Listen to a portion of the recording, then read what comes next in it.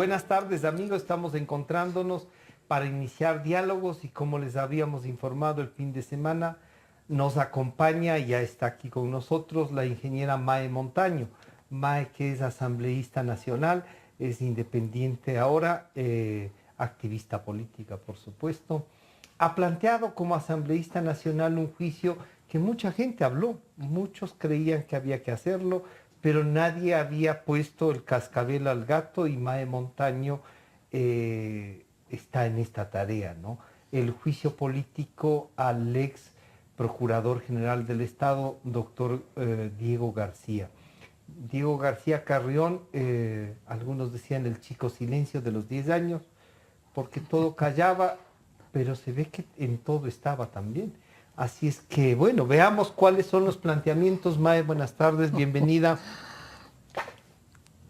Primero usted comenzó con una campaña con el fiscal y el fiscal, los dos, el uno porque se fue, el otro por el juicio, pero usted no ha declinado en las autoridades de control. ¿Cuál es el planteamiento en este caso? Bienvenida. Encantada de estar aquí, como siempre, mi querido Francisco. Muchísimas gracias por la invitación. Siempre es un inmenso gusto poder conversar con usted. Y a quienes nos escuchan, pues con un gran abrazo. Y nos ven además, ¿sí? ¿No? No solamente nos escuchan, nos ven a esta hora. Un gran abrazo. Nosotros entendemos que el proceso de fiscalización de la Asamblea tiene varios matices para los asambleístas. Uno es el tema del control político y la fiscalización al interior de la Asamblea. Pero también este rol que tenemos que cumplir los asambleístas de movilizar a la sociedad y de hacer también, de cumplir ese rol fiscalizador desde la presencia en las calles. Yo creo mucho en eso. Así que nos hemos movido en esos dos campos.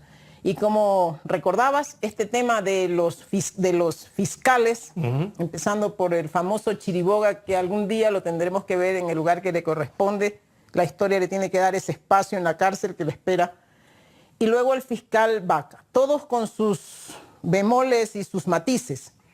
Pero el procurador, este chico silencio, que lo mencionaste muy bien, que ha pasado 10 años entre telones, que tiene múltiples responsabilidades que no han sido muy bien identificadas y que yo creo que la historia también le debe a él un espacio de rendición de cuentas. Porque nosotros entendemos que hay que combatir la corrupción, pero eso implica combatir también la impunidad.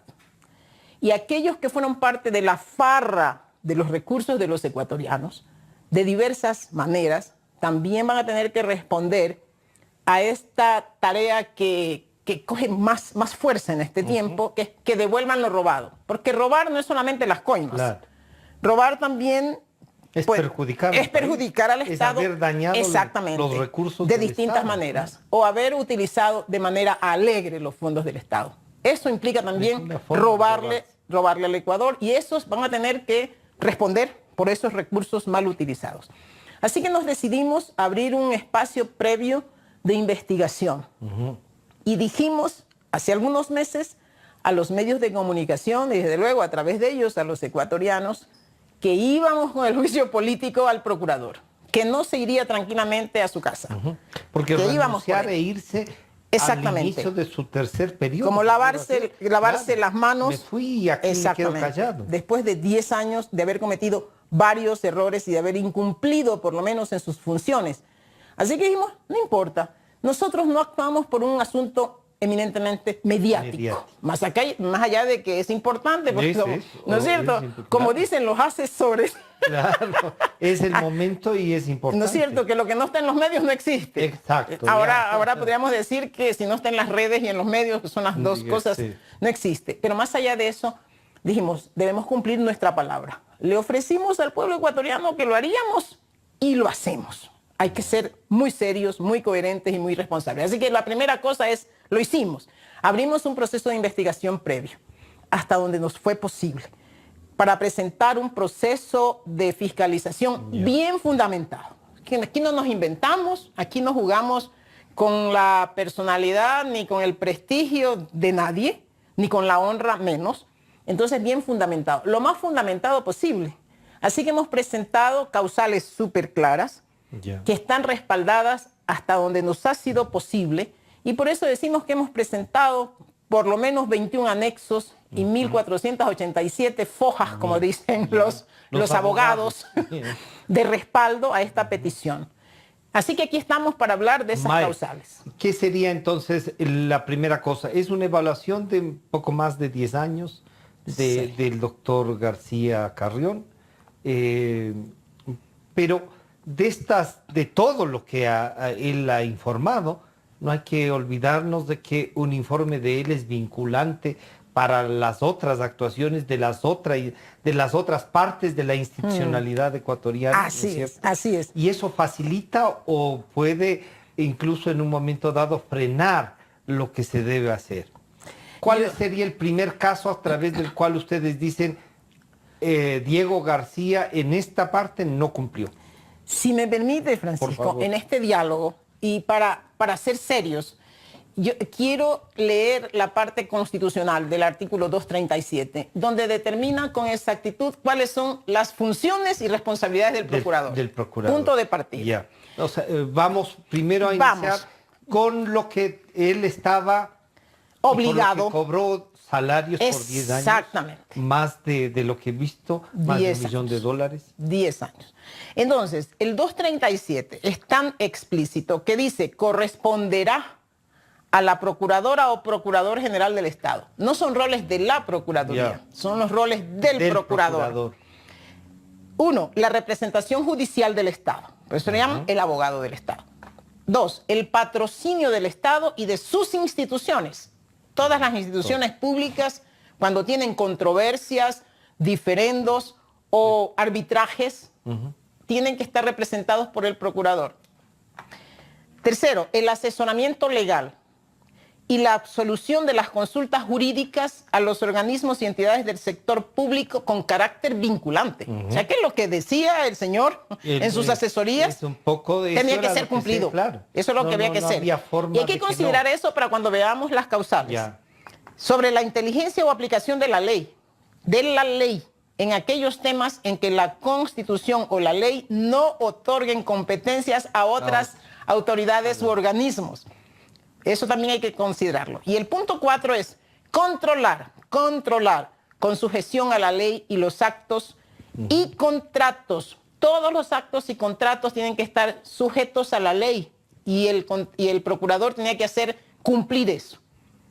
Todo lo que suscriban los organismos y entidades del sector público son las 4 vitales, fundamentales funciones que la Constitución le da al Procurador General del Estado. Dicho eso, los quienes nos ven y nos escuchan podrán entender con absoluta claridad y ya se estarán haciendo sus ideas. ¿Dónde falló el señor? Falló en todas estas funciones, en todas estas funciones. ¿No cumplió? ¿Cree que no? ¿O se volvió... Incumplió muchas de esas. ¿O se volvió más bien facilitador para que se hagan otras cosas? Primero hay que partir del hecho de que el señor era pana, ultra pana, de aquel presidente que se está convirtiendo en innombrable, pero que lo tenemos que nombrar porque tiene que pagar muchas de sus culpas ante la justicia. Súper amigo. Y llegó a ese puesto a dedo, pero a dedazo puro, en la Asamblea Nacional Constituyente. Era su amigo y él puso su nombre. Y ahí se quedó durante 10 años. ¿En qué ha fallado? Hay algunas culpas o responsabilidades que son más nuevas y otras que tienen una historia. Primero, en cuanto a la representación, a la capacidad de asesoría y al patrocinio, en todas tiene responsabilidad. El señor se arrogó funciones de la Corte Constitucional, para prorrogar en sus funciones al Consejo Nacional Electoral. Y eso fue puso un informe sobre eso. Exactamente. 2017. Él definió por una petición del famoso Mangas. Acordémonos. Claro, en ese momento secretario particular del presidente Moreno, que no sabemos por qué. Hasta ahora la gran interrogante es, ¿qué hacía Mangas pidiéndole o presentándole una consulta al procurador sobre el periodo de permanencia de los vocales del Consejo Nacional Electoral, Eso fue antes que eran de la otra consulta. función. Exactamente. Eso fue antes de la consulta. Antes de la consulta. Se había terminado ya el periodo de los señores y deberían haber sido ellos, como función autónoma, independiente del Estado, quienes deberían haber planteado una consulta a la Corte Constitucional. Ellos. Porque su periodo está establecido en la Constitución. Claro. El señor procurador, ni más ni menos, no preguntó causales, sino que él resolvió, en base a esa consulta, que sí, que los señores del Consejo Nacional Electoral deberían permanecer ahí. Y no se pregunta, ¿qué? ¿Estaría pagándoles un favor porque fueron los del apagón informático? Entonces no empieza a hilar como muy fino. Y además, él les dice, y ustedes se tienen que quedar ahí hasta que sean sustituidos por los nuevos vocales o consejeros del Consejo Nacional Electoral y posesionados en la Asamblea. O sea, fue, pero mejor, toda la hoja de ruta. Mejor no podía ser. Esta arrogación de funciones es tan evidente que ahora podríamos decir que en el Código Integral Penal debería llamarse usurpación de funciones, no con esto que cambiaron los nombres. Es tan evidente que ya hay jurisprudencia, había jurisprudencia. O sea, ya la Corte Constitucional, y lo vamos a leer de manera... había resuelto en otros casos de manera específica sobre temas del señor procurador. Sobre lo del procurador. Sí, sobre su acción, a veces alegre de interpretar la Constitución por encima de lo que le manda la misma Constitución. Y la Corte Constitucional, en una sentencia del 2 de abril del 2009, o sea, hace rato, él ya era procurador. Exacto. Le dice, en consecuencia, el señor Procurador General del Estado, o sea, le dice con todo su nombre, en adelante se deberá abstener de emitir dictámenes en los que se haga interpretación de normas constitucionales, so pena de incurrir en arrogación de funciones.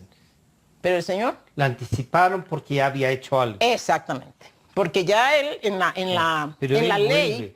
En la ley de la Procuraduría General del Estado, ellos, porque generalmente estas leyes vienen desde el organismo competente, habían puesto que el señor tenía competencia para resolver o dar asesoría sobre temas constitucionales. Y la Corte Constitucional le dice no, porque esa es una atribución exclusiva de la Corte Constitucional. Ahí la pregunta es, ¿usted conocía o no conocía de esta sentencia? Exacto. O señor, si había jurisprudencia, si había este mandato, ¿usted por qué pasa por encima de la ley? Porque él podía contestar, esto le corresponde a la Corte. Exactamente. Nada más. Esa tenía que ser su posición. Y en virtud de esa jurisprudencia. Y eran amigos de él los que estaban, seguramente era la Corte de Pazmiño, los Transformers. Así que, no. La arrogación, en ese tiempo sí, pero ahora era ahora. Claro, era ahora, con esta última corte, con esta que está en funciones. Hace un dictamen. Esa sería una arrogación de funciones clarísima y, señor, es una acción ilegal e inconstitucional. Sobre todo inconstitucional. Eso no limita lo ya actuado, digamos, ¿no? Sino que es responsable el que actuó. Sí. Sin embargo, con este tema, además de dejar sentado que no se puede permitir que una autoridad pase por encima de sus competencias porque no sabemos, ¿sí? Porque a él mañana pasado quiso. Cualquiera, sí. Exactamente. O sea, vamos a ir al procurador y le preguntamos, ¿el presidente de la República se puede quedar ahí prorrogado en sus funciones? Y él va a decir sí, y ahí se tiene que quedar hasta cuando algún día hayan elecciones. Entonces eso no se puede permitir. Pero más allá de eso, yo creo que el mensaje directo es al Consejo de Participación Ciudadano transitorio en este momento, que tiene que considerar que más allá de cualquier evaluación, los señores vocales del Consejo Nacional Electoral, a excepción de uno, han terminado hace rato sus funciones y están prorrogados de manera inconstitucional. Debieron ser cambiados hace rato. Solanda Goy es la que podría actuar, porque le terminaron posicionando recién y no se ha resuelto su demanda, ¿no? Está ahí Mauricio Tayupanta. Él tampoco ha terminado su periodo. Es el único el único que está actuando. De los que están actuando, los demás tienen 7 años. Claro. 7 años en sus funciones, gracias a este regalo del señor procurador, porque además él interpretó que no habían suplentes, con todas esas cosas, y Solanda llevó adelante una lucha para hacer que se respeten las normas. Sí, y está ahí hasta que se resuelva, porque ella debería ser la convocada, porque es la primera suplente. Exactamente. Y le posicionaron como tercera. O sea, hay una alteración. Y nadie hizo que se respete. Claro, y el procurador ni la resuelve el tema así. Sí. Este es un caso, abrogación de funciones. Y vamos a ir y luego de los más nuevos a los que tienen toda una historia. Este sería el último. ¿Cuál sería el caso en donde el procurador compromete al Estado ecuatoriano? Hubo uno más reciente que ese, que es cuando el señor procurador, en el juicio a Glass, en el juicio más importante del siglo, de este siglo para el Ecuador, cuando un vicepresidente en funciones, nada más y nada menos, estaba acusado en ese momento, todavía no había sentencia, de haber formado una red delictiva para saquear los recursos de los ecuatorianos. El procurador debía comparecer, ¿cierto? Porque él es el representante judicial del Estado. Ya. Y así lo decidió. Y en el nivel, ¿no? De lo que estaba Era un juicio, exacto, en ese nivel.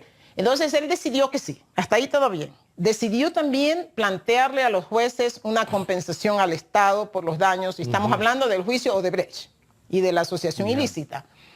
Pero cuando llega el momento de acudir a las audiencias, el señor procurador decide que eso no era tan importante porque él tenía otros temas y delega a sus subalternos para que asistan a las audiencias. Esto estamos hablando de diciembre del año pasado, está fresquito. Son los que se atrasaron.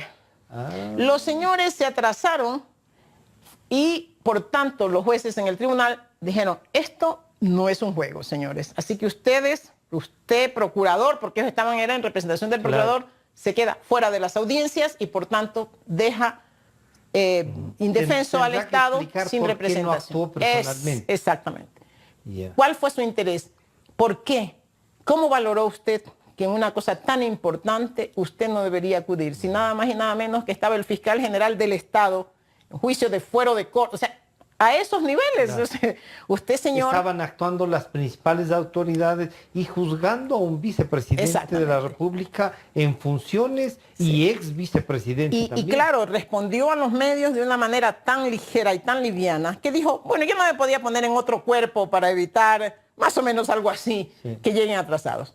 Pero hay que decirle, ¿sabe qué, señor ex procurador? Usted puede delegar sus funciones, pero no sus responsabilidades. Claro. Así que si sus delegados fallaron, usted es el único responsable. Y si es que él dice, yo les juzgué a los atrasados.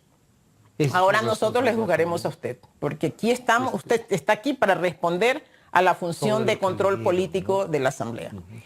Y dicho eso, ahí sí vienen los otros temas que tienen una historia. Tienen una historia y van desde el inicio del ejercicio de la Procuraduría.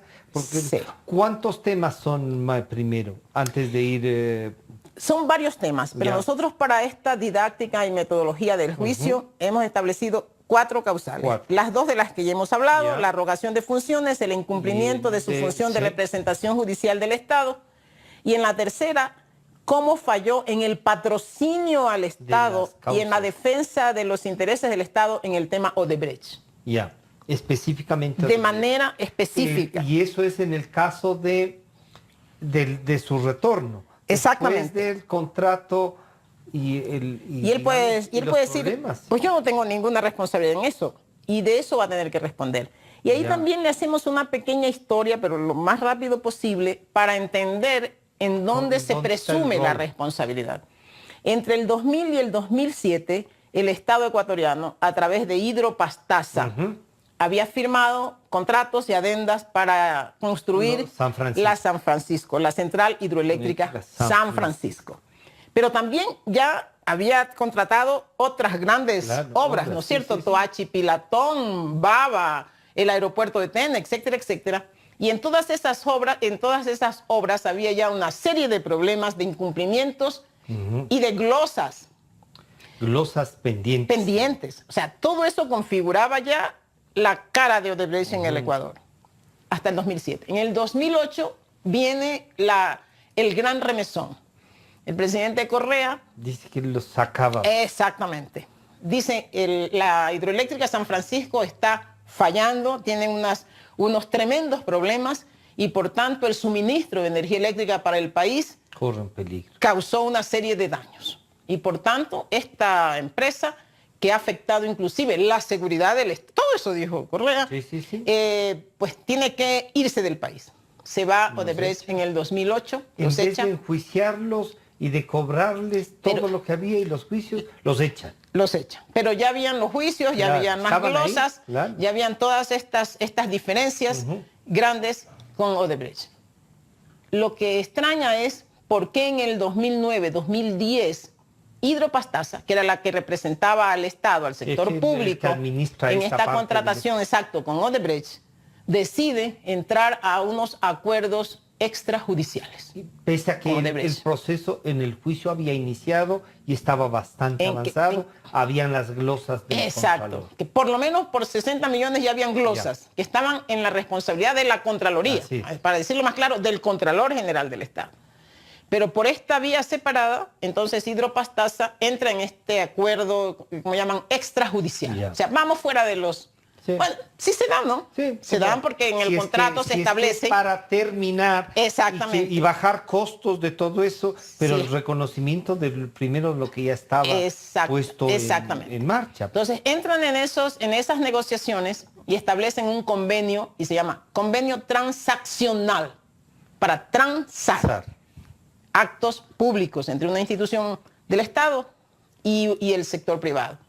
Y Hidropastasa le envía al procurador este convenio y le dice, siendo que este es un acta transaccional en donde se tienen que dilucidar temas de interés para el Estado, le envío para que usted autorice. Le pido su autorización, señor procurador. ¿Cómo el procurador se saca de sus manos la responsabilidad de autorizar o no? Claro. De opinar jurídicamente, digamos, por último. Si los ecuatorianos analizamos los temas que habían en ese convenio, por ejemplo, el valor más alto que ofreció Odebrecht en esa negociación, en ese tira y encoge, porque primero puso una cifra inferior, fue 20 millones. O sea, yo voy a poner como compensación al Estado, a Hidropastasa, 20 millones de dólares. Pero si habían glosas de más de 60. De más de 60, claro. El procurador dice no. A mí no me toca autorizar porque su director jurídico le dijo que eso no es una transacción, no sabemos qué era.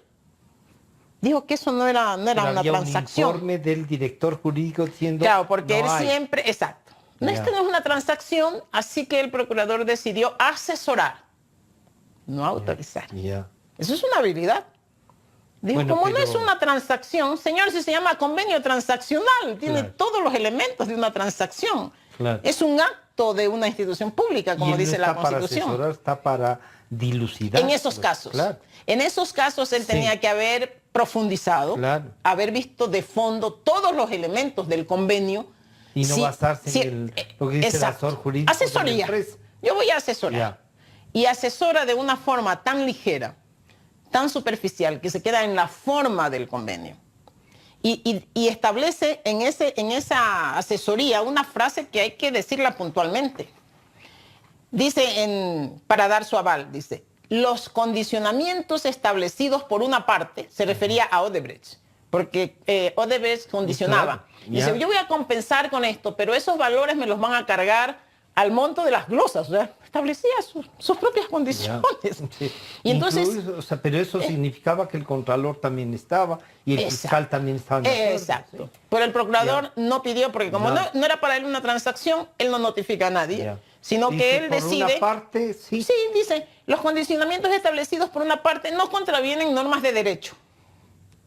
O sea, forma. Claro. La forma. Y por otra parte, pueden resultar convenientes para Hidropastasa. Con esa ligereza y liviandad, todo el mundo entiende que esto está bien, que está muy bien, porque ni contraviene normas del derecho y además podría ser conveniente para Hidropastasa. ¿Él habrá pensado que los jueces iban a fallar a favor de Odebrecht? No sabemos, pero... ¿Que el Contralor iba a borrar o que ya estaba cobrando el Contralor? De manera muy superficial, el señor obvió cumplir su responsabilidad de autorizar o no autorizar y además con todos los elementos, con una declaratoria de emergencia del Estado, con haber declarado el presidente de la República que había causado daños a la misma soberanía nacional con sus incumplimientos, lo que el procurador tenía que haber hecho es negar ese convenio transaccional. Exacto, dejar que la Contraloría, que debió notificar a la Contraloría, ¿qué está pasando con la situación de incumplimiento de esta empresa? ¿Qué pasa con las glosas?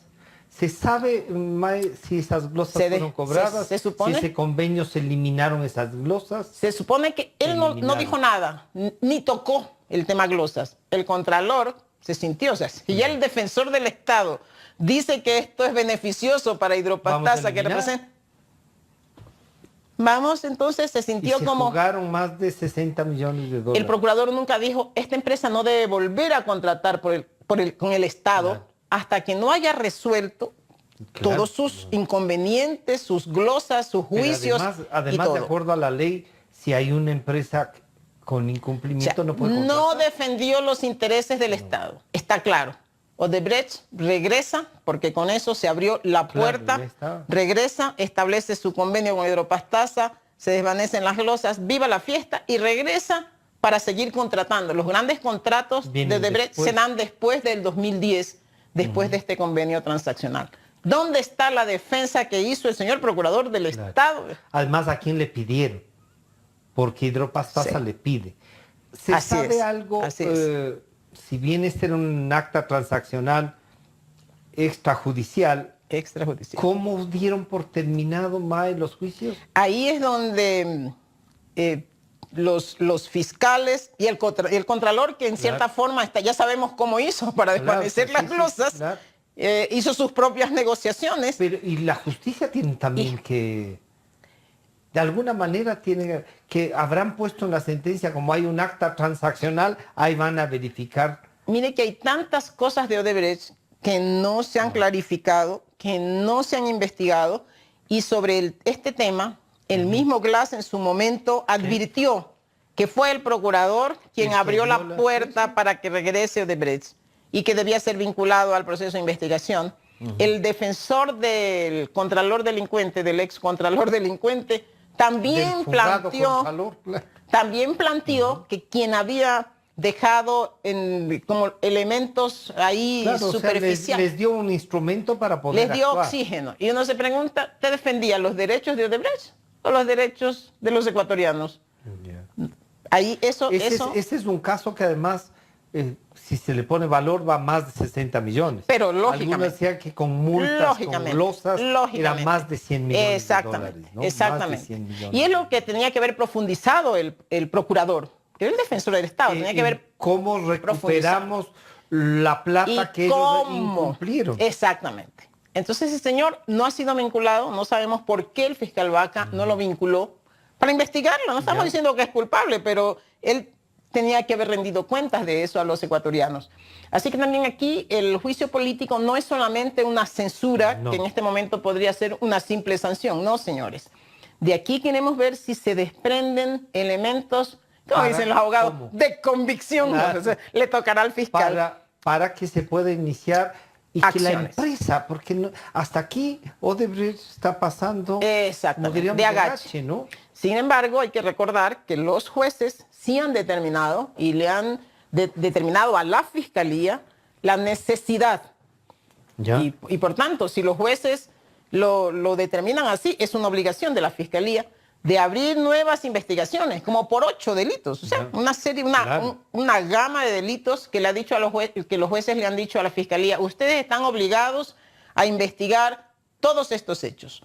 Y en esos hechos, seguramente yo creo que si tenemos un fiscal como el de ahora, si tenemos gente proba que quiera llegar y combatir la impunidad. Y que ya no tenga el miedo de que los miedos o los compromisos. También, claro. O los amiguis, ser parte de la pandilla, porque tienen un rabo de paja de aquí hasta la luna. Entonces, yo creo que este ex procurador Diego García tendrá que ser investigado en uno de estos procesos que tiene que abrir la Fiscalía, y ese es además un mensaje para ellos. Consecuencia del juicio político podría llevar también, porque la Constitución dice que si de haber motivaciones se llevará a la justicia. Si se presume que han habido Pasarán acciones al fiscal y a al las fiscal, cortes, ¿no? el fiscal y a la Contraloría, por ejemplo, en el último caso de la última causal que también nosotros estamos planteando, que es el uso alegre de los recursos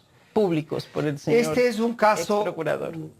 que digamos que da por terminados los juicios de Hidropastasa a Odebrecht y que realmente ahí uno siente que nos tomaron el pelo. Y uno se pregunta, ¿será por eso que no quiso comparecer a las audiencias? Porque, Claro. digo yo, no, como que algo. Si tú pasa fuiste, ahí. yo no quiero comparecer a los juicios de Odebrecht, porque estos... ¿Qué otro tema además de Hidropastasa? Vendría, este es realmente otro incumplimiento de sus funciones. Sí, de su función de patrocinio y de abogado que defiende los intereses del Estado. ¿Cuánto hemos perdido con ese patrocinio? Y ese lo pusimos de manera específica por las implicaciones y por la historia que tiene del antes y el después de esa acción del procurador. Después de esa acción, Odebrecht parece que tiene igual o peor. Viva la fiesta. Exactamente. Y vino con todas sus artimañas y sus mañas, porque además tenía tantos aliados en esa asociación para delinquir. Entonces, estaban ahí. Y ahí el procurador se quedó muy callado. Y luego el procurador ha perdido varias controversias en las que tenía que representar al Estado frente a grandes empresas, sobre todo a las petroleras. Y él nos saca por ahí un montón de juicios que él dice que ha ganado, pero nunca habla de aquellos que perdió y que han significado, y que han significado un desembolso increíble de dinero de los ecuatorianos, y que además no solamente que le tocó al Ecuador pagar miles de millones, que por ahí habría que cuantificarlos, pero tranquilamente superan los 2.000 millones de dólares, y hay que cuantificarlos adecuadamente, y este es un pedido a la Contraloría. O sea, en cada uno de estos temas nosotros tenemos un mensaje claro. Ya le hemos pedido, porque hemos adelantado las tareas. Le hemos pedido al Contralor que entre sus múltiples funciones nos deje un espacio para que haga un examen especial a los gastos y al uso de recursos a veces dispendiosos del ex procurador Diego García. En la Procuraduría. Porque en estos juicios perdidos frente a Oxy, a Chevron y a otros, donde el Ecuador pagó tuvo que pagar a estas empresas estos diferendos y arbitrajes perdidos, también pagó millonarios honorarios estudios jurídicos, a estudios jurídicos y a abogados en Nueva York. Así es, en el exterior, que realmente nos dejan una gran duda. Hay que exigirle, si cabe el término, a la Contraloría que lo haga, porque usted sabe que los ecuatorianos necesitamos recuperar, porque alguien falló. O sea, si él dice que tuvimos que pagarle a Chevron, a Oxy... Pues resolvió eso. ¿Qué hicimos? Exacto. ¿Qué hicimos y quién hizo? Entonces, necesitamos saber quién fue el responsable. Perdimos esos juicios porque el procurador no hizo bien su trabajo a través de estos bufetes de abogados. Sí, pero ¿quién? ¿Quién fue el responsable de que el Ecuador haya llegado a esos tribunales en condiciones desfavorables? Porque necesitamos repetir a esas personas. O sea, esas personas van a tener... Porque no es cuestión de que hayamos pagado miles de millones en arbitrajes y no identifiquemos. ¿Y quiénes fueron los culpables de que estas empresas nos hayan llevado a esos arbitrajes internacionales en condiciones de perder? O usted, procurador, no defendió como debía al Estado, entonces usted es el responsable. Necesitamos identificar ante quién repetir para recuperar lo robado, para recuperar ese dinero perdido de los ecuatorianos. Y ahí habrá una lista. Y ahí habrá una lista. Claro. Posiblemente. Y en esa lista posiblemente podría estar el amigo también, ¿no? También. Su amigo. Y por si fuera poco, el procurador que se gastó tanto recurso en eso... Su amigo se refiere al de Diego García. No me vaya a estar endosando a mí un amigo que no es deseable. Diga, mis amigos no están en el ático. No, para nada. Y 10 años puedo demostrar que no. No trajimos la foto aquella mundial para que todo el mundo identifique el amigo de quién. Entonces, digo, como si puede fuera asomar poco. ahí, claro. Exactamente, y como si fuera poco, y los ecuatorianos no tenemos que olvidar, el procurador, el ex procurador en ese momento en funciones, se gastó una cantidad increíble de dinero y los medios los medios de comunicación a través del periodismo investigativo, señalado. lo dijeron en su momento, Sí. Promoviendo un libro que además no dice que es un libro de la Procuraduría, dice autor Diego García. O sea, era su libro. Creo que son dos. Ya. 2 libros y una película, con unas cantidades increíbles de dinero para promoverlos internacionalmente. Internacionalmente. De eso tiene que responder el señor Y ese García. es una glosa personal casi. Y entonces eso la Contraloría nos tiene que decir. Si es que estaba dentro de las funciones del procurador o de la Procuraduría hacer ese Peor trabajo hacer campañas sobre un trabajo de él. internacional. Supongo que le tuvimos que pagar hasta sus pasajes, sus Claro. viajes, todo. Y La a su contratación de empresas allá, de presentaciones de lujo que hizo en el exterior. O sea, es una vergüenza que nos hagan eso a los ecuatorianos. O sea, que ese nivel de Teníamos burla y un de Contralor despilfarro. medio un payá, una así. Como todos ellos, ¿no? Con unos aires de todos, de superhéroes, yo qué sé, de reyes, de Usted tendría emperadores. ahí entonces uno de malversación de fondos. ¿Sí? Y hay otro ahí, además. Contrató a una empresa, a una asesoría, no sabemos cómo llamarle, de relaciones públicas permanentes, con pagos mensuales de miles de dólares. Se supone que Y tiene departamento de comunicación social. también empezó esa investigación a través de los medios de comunicación. No podemos acusar con esas investigaciones y por eso le estamos diciendo al Contralor que haga también esa auditoría. Se supone que en el último contrato se pagaba por lo menos $30,000 mensuales, un contrato permanente, a una empresa de relaciones públicas en Estados Unidos. ¿Para qué? ¿Cuántos años mantuvo contratada esa empresa? Eso necesitamos en una investigación. Pero usted tiene por lo menos ya el contrato de la firma. ¿Será? ¿Será? Por eso, venga, porque nos parece tan extraño. O sea, ¿qué hace el procurador con una empresa de relaciones públicas que por ahí dicen que es alguien que es su amigo? Es que en este gobierno de amigos, ¿no? De amigos, sí. De amigos. Pero bueno, si él contrató a su amigo... ¿Cuáles son los resultados? ¿Cuáles son los Señor informes? Contralor, necesitamos saber si ese contrato existe. Necesitamos valorar cuánto fue lo que pagó durante todos estos años, desde cuándo fue esa contratación, cuánto implica el perjuicio, porque ahí sí hay un perjuicio a los ecuatorianos, porque la Procuraduría no necesita de ninguna manera una empresa de relaciones públicas, sí debe tener y tiene profesionales de la comunicación suficientes. Porque no es su rol, no es el Ministerio de Turismo, pues, ¿no es cierto? No está promocionando nada. Exactamente. Esas cosas vergonzosas yo creo que no las podemos dejar pasar. Están, claro, y ahí están, y hay que seguirlas investigando. El contrato, cómo era el objetivo. Deben haber usado esta figura que, como era de comunicación, está libre de todo, no haga nomás. Así es, posiblemente. Así que esperemos que por ahí no aparezcan otros amigos. ¿Quién era otro amigo el dueño de la empresa esta?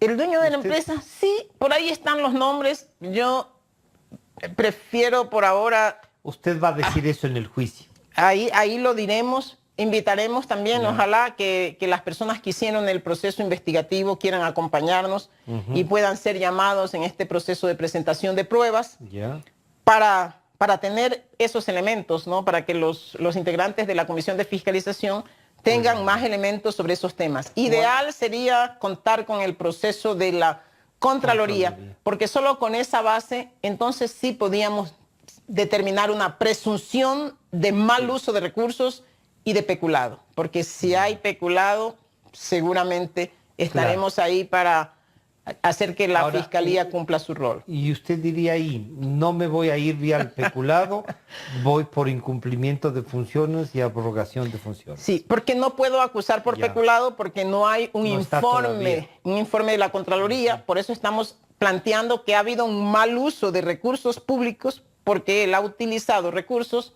cuando era innecesario hacerlo. Pero a la Contraloría le corresponde profundizar. ¿Usted cree que se atenderá eso con rapidez o no?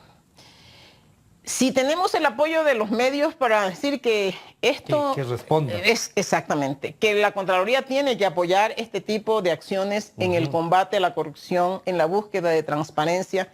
Y vuelvo a decir, combatir la impunidad es parte importante de esta lucha contra la corrupción. ¿Tiene otro tema adicional a estos tres que ya ha ido analizando? Que además... Cuatro hemos analizado, temas, sí. Cuatro temas. Cuatro temas claros y precisos. ¿Algún otro más?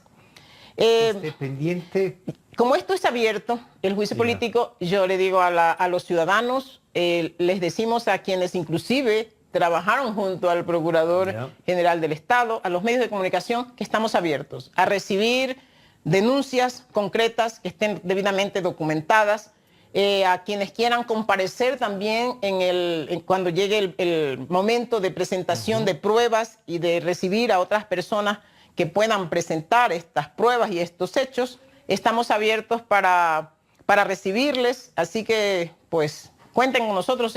Finalmente los asambleístas lo que somos es representantes de la ciudadanía.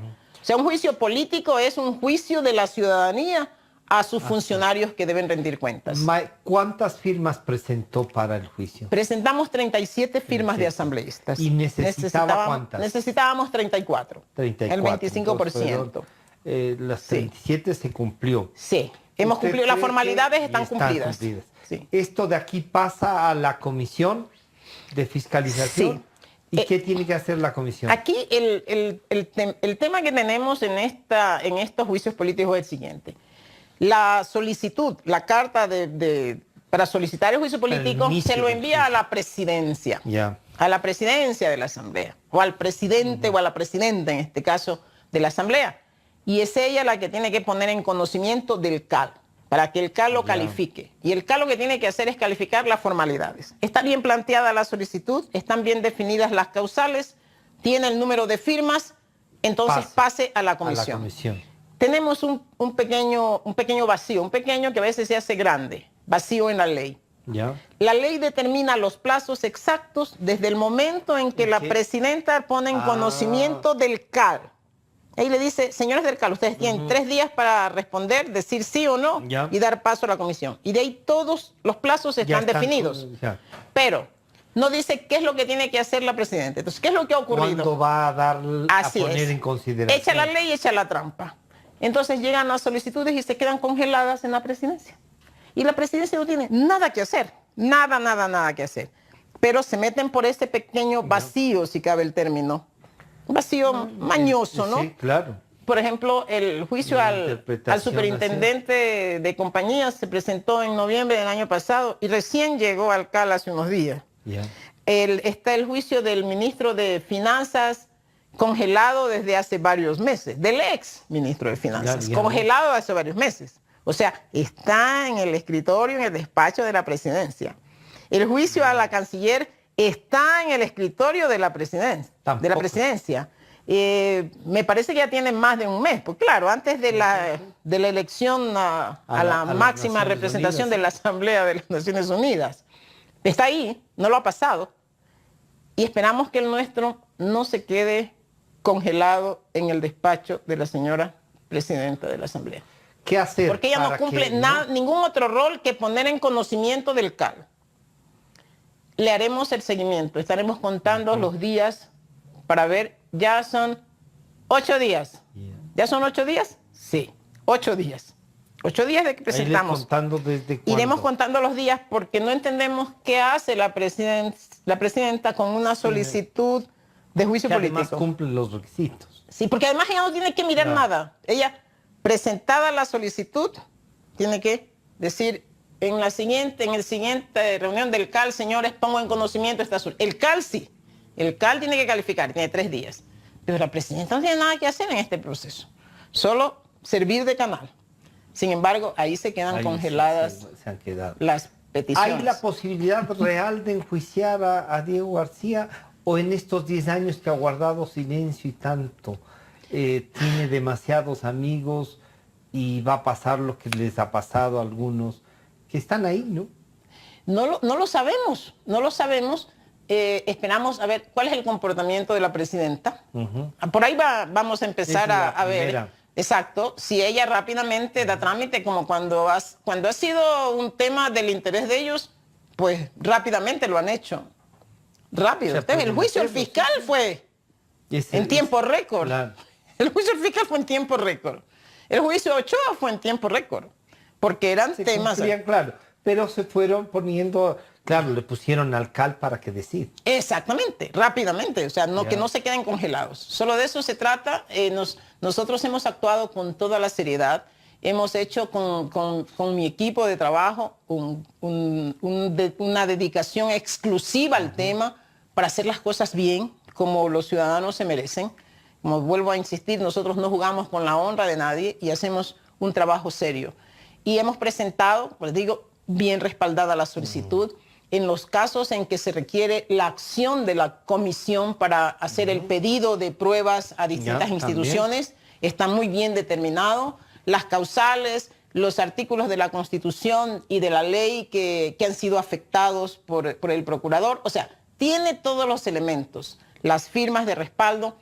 O sea, no vemos ningún elemento que impida que el CAL califique. Y luego ya la Comisión de Fiscalización hará su trabajo, llamará pues, a la persona acusada en este caso para que comparezca, para que presente sus pruebas de descargo, para que haga su derecho, ¿no? Ejerza su derecho a la defensa.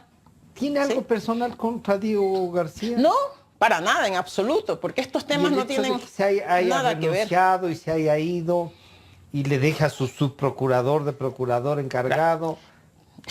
¿No le salva o...? No les van a decir, ya está fuera, ¿qué quiere la MAE? Sí. Yo creo que la gente quiere lo mismo que queremos quienes somos responsables en estas cosas. La impunidad no tiene que brillar. Quienes cometieron errores tienen que rendir cuentas por esos errores. Si tienen que ser responsables ante la justicia, también que sean responsables ante la justicia. Y finalmente, si identificamos que hubo un mal manejo de los recursos, por favor, que nos devuelvan lo robado. ¿Hay ambiente, MAE, para que eso se dé, para que el proceso continúe? Usted dice, depende de la presidenta. Sí, para que lo haga lo más pronto posible. Porque si ella no lo entrega al CAL, nunca se dará. Ese es el tema. O sea, si ella hace su trámite y lo pone en conocimiento del CAL, es el primer paso. O sea, y lo primero será que lo pongan antes de que se termine el año del que él se fue. Exactamente. Nosotros hemos, yo creo que actuado dentro de un tiempo que hay suficiente para todo el proceso que se tiene que dar, que no es tan largo en síntesis. No. Un juicio político, desde el momento que llega al CAL, no debería llegar a 2 meses. Claro, así es, por los tiempos que están muy bien establecidos ahí. 1 mes y medio, más o menos 1 mes y medio, o sea, todos los plazos están bien identificados en la Comisión de Fiscalización y no hay por dónde perderse. Solamente depende de eso. Ma, usted ha apuntado 2 veces a 2 autoridades, digamos, que son así, a los 2 fiscales y al actual procurador. Los otros como que dejaban de lado esto. Y en realidad lo del procurador, y debo decir, a mí me llamó la atención que alguien por fin tome una decisión de que responda. Sí. Porque los hechos en los que ha fallado son lamentablemente dolorosos. O sea, saber que tuvimos durante 10 años un procurador y un abogado del Estado que no defendió los intereses del Estado es, por decirlo menos, dolorosos. Y los daños causados son gigantescos. Y eso no puede quedar simplemente en el olvido. Participó en el concurso para quedarse un tercer periodo. Claro, porque los 2 fueron a dedos. Con 2 funcionarios del mismo. Sí, les ganó, claro, obviamente, claro. el mismo, pero decidió irse. Sí. ¿Qué más siente usted que hizo Diego García por lo que debe pagar? Yo creo que es más que suficiente. Sí. Más que suficiente. Y más bien el llamado es a las autoridades. Nuevamente yo insisto. Juzgar lo que han hecho. Exactamente. Yo insisto, por ejemplo, que el Consejo de Participación Ciudadana recuerde siempre que los integrantes del Consejo Nacional Electoral están, ellos, los del apagón informático, están ahí prorrogados inconstitucionalmente por un favorcito del procurador. Por tanto, ese tiene que ser un elemento básico y fundamental en el que no deberían ni siquiera discutir ni debatir el Consejo de Participación. Los señores han cumplido su periodo. Y tengo el temor de que estos señores con alguna argucia pretendan quedarse para administrar el nuevo periodo electoral para elegir a las autoridades seccionales. Y no podemos dejar en un Consejo Nacional Electoral que ha sido tan cuestionado, tan cuestionado. Ahora las elecciones de Colombia nos dan la clave de que efectivamente esos señores tan, por decirlo menos, ineficientes y tan faltos de transparencia, no pueden permanecer en sus funciones. Y yo creo que el Consejo de Participación Ciudadana tiene que coger este mensaje para actuar de manera inmediata. No pueden quedarse ahí los señores y hay que mandarlos a su casita, por lo menos, lo más pronto posible. Para el Contralor está el llamado muy claro. Necesitamos un examen especial, señor Contralor, de las contrataciones realizadas por el procurador a estos bufetes y profesionales y en miras de los resultados obtenidos y de los responsables para que el Ecuador haya tenido que pagar miles de millones de dólares a estas grandes empresas, sobre todo petroleras, que son las que nos han ganado estos diferendos, y quiénes son los responsables. Porque si no, ese derecho que tenemos los ciudadanos a repetir para que nos devuelvan ese dinero no podrá aplicarse. Y señor Contralor, si nosotros presumimos, olemos que ha habido un mal manejo de los recursos públicos, el ex procurador tiene que responder. Y si de ahí salen las responsabilidades, tan en el caso de civiles y penales, al fiscal general del Estado de este momento, que revise, que vuelva a mirar si en todos los procesos que tiene que abrir de investigación sobre el caso Odebrecht de manera particular, el ex procurador García tiene que también ser investigado. Así que estamos en todos ¿no esos. ¿No competirán ahí algunos que están compitiendo electoralmente? Para callarle, para que esto no funcione. ¿No le siente esos temores? Sí. Todavía no. No. Todavía no. Que esto es posible, todavía no. Yo veo que es posible. Los asambleístas que apoyaron con su firma, no solamente es que apoyan con su firma, ellos al firmar se convierten también en interpelantes en este juicio. Por eso fuimos responsables, porque no podemos comprometer a un colega asambleísta que firme en un juicio que esté mal sustentado. Así que ellos saben que hemos actuado con responsabilidad, respaldamos y agradecemos la firma y la confianza de quienes nos permitieron tener estas 37 firmas para presentar la solicitud. Antes de terminar, se nos fue el tiempo, Mae. Dos preguntas que además creo que están flotando. Lo de Independiente está... Lo sospeché desde un principio. Sí. ¿Lo de Independiente le ha liberado un poco para actuar en algunas cosas? Indudablemente. Sí. Indudablemente. Como decimos, no hay situaciones perfectas, ¿no? No hay situaciones perfectas en la vida, pero...